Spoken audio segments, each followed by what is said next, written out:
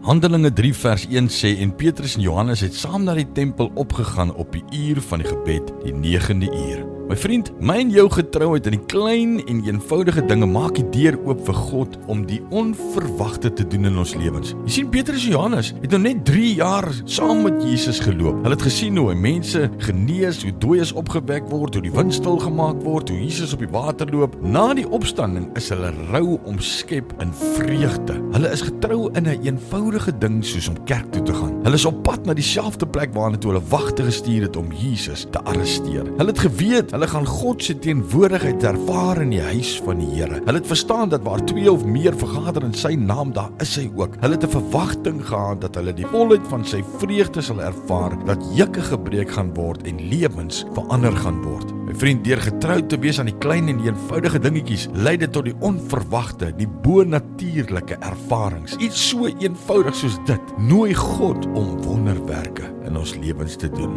O Vader, wil U vir ons die krag en die wysheid en die insig gee om getrou te wees aan die klein en die eenvoudige dinge. Ons weet, U kan wonderwerke in ons lewens verrig. Ons eer U, ons loof U en ons prys U in Jesus se naam. Amen.